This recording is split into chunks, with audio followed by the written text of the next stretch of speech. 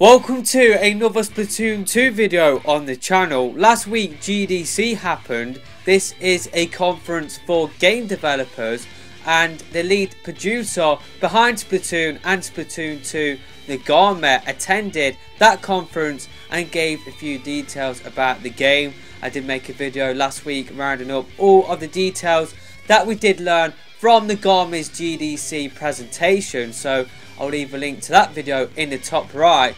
But at GDC last week, he did a couple of interviews with Game Informer and GameSpot. I will be mostly talking about the Game Informer interview in this video, but I will be making another video talking about the GameSpot interview. I will be leaving a link to both interviews in the description for you to check out. This video will be focusing on the Octo Expansion. We learned some new details about the Octo Expansion in this interview with Nagame. We also learned new details about the lore in another interview, so I will be making another video focusing on those lore details. But let's just get on with this video. Game Informer asked why they did decide to make a single player campaign as DLC. This is how Nagame answered that question. There are actually a few reasons why we decided to move forward with the single player expansion. One of the purposes we gave to the single player, or hero mode as we call it in the first and second games, was to give people a training ground of sorts, to give them different weapons, items and strategies to use in multiplayer. After coming out with the games and their content, we've continued to create a variety of new weapons, and we've seen players use these weapons in all sorts of different ways. As developers, with these new updates that we have been bringing out, we've had new ideas that we wanted to try out, new situations that we wanted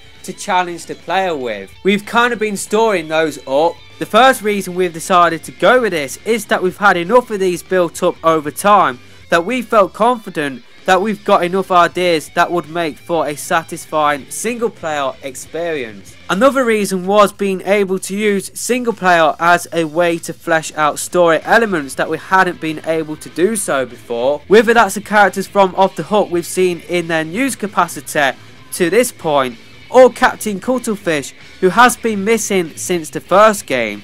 Now you get to meet up with him and find out what he has been up to. Now I think this could possibly be a hint at when the Octo Expansion could be set. Now what we know so far is that Agent 8, she watched the boss battle in Splatoon 1, and she watched the Squid Sisters perform Kalimari Incantation, and that made her want to escape from Octo Canyon and to escape to the surface of Inkopolis. So we know that it is set from Splatoon 1. And I think this could confirm a theory that I have been coming up with, that the Octo Expansion is set at the same time as the events of the Splatoon 2 single player, and pretty much in the Octo Expansion we will learn about Captain Cuttlefish and his research trip with Agent 3. That is what I got from the line, now you get to meet up with him and find out what he's been up to. I think that is referring to the research trip that we learned about in the Sunken Scroll within the Splatoon 2 single player. So I think this could confirm that that is pretty much what this Octo Expansion will be. It will be a look at that research trip that Captain Cuttlefish will be on, and I think this means that the Octo Expansion will be set at the same time as the Splatoon 2 single player. But let me know your thoughts about that in the comment section below. Nagame continues the interview by saying, we want to be able to continue providing fans with these new gameplay and story elements that constitute a really satisfying amount of new content, and something that we feel confident being able to make as paid DLC. We felt that this type of content is best suited as single player. We are really sensitive to things like how adding certain kinds of weapons into multiplayer that you have to pay for would create imbalance amongst the players. We really want to make sure that we keep multiplayer as an even playing field for everyone, and a place where the players' skills are on display, and that is what decides the matches. But with that said, we wanted players to bring the look of the Octo Link into multiplayer. And I think that is definitely the fairest way to do DLC within Splatoon. I think they have gone the right way by doing single player DLC.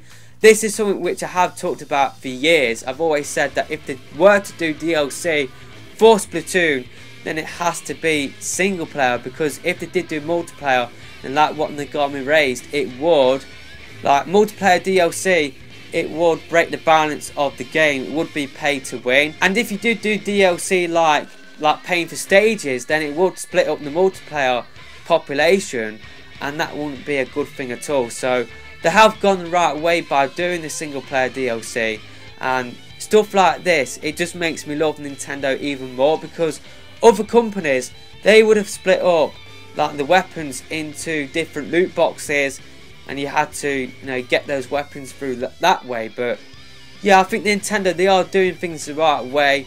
And yeah, really, I'm looking forward to this Octo Expansion DLC, and I think it is value for money. By the way, my voice, it's going. I have had a cold recently, and unfortunately, it sounds like it has been affecting my voice more than what I thought it has been. So, I must apologise if my voice sounds a lot weirder than normal. Some people hate my voice at the best of times, so I'm sure this will not go down well with people at all. But yeah, I'm just going to make this video and see how it turns out. So apologies that my voice isn't 100%. But let's get on with the interview from Game Informer. They asked, what should fans expect from the Octo Expansion DLC? Are there any new elements to the stages within the DLC? And this is how Nagami answered that question. We have said that there are more than 80 of these stages that you will have to encounter in the Octo Expansion, and among them are those that are really short and those that are longer. In the single player campaigns until now, the stages have been largely about starting at point A and making your way to the goal at point B, and the stage is done. That won't necessarily always be the case for the stages in the Octo Expansion. Instead, you may have mission objectives that you need to clear, and once that's cleared, you have cleared the stage. Among those objectives, there are some that may take a really long time to complete, and others that you may be able to complete right away.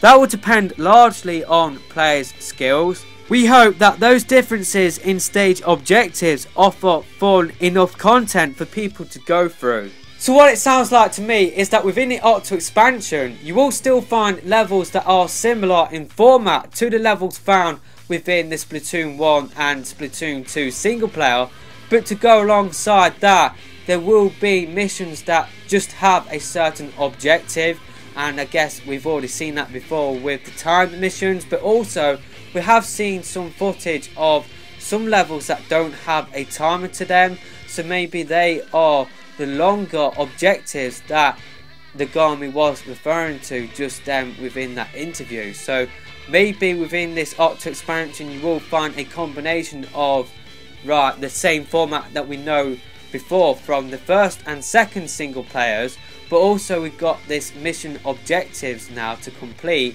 Some of them will be short, they will be timed, but you also got longer ones. They will not be timed, they will take quite a while to complete.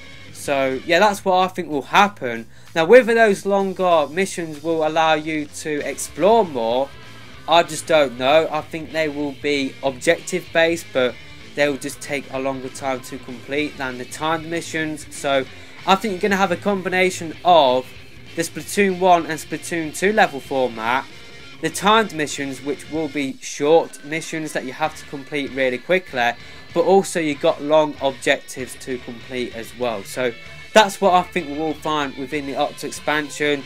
Let me know your thoughts about that in the comment section below. Really, I'm looking forward to checking out this Octo Expansion and just to experience all of those levels.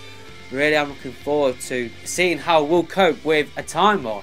And really, I'm looking forward to that, just because I probably will freeze under pressure, knowing me. So yeah, it probably will take me a while to complete the Octo Expansion.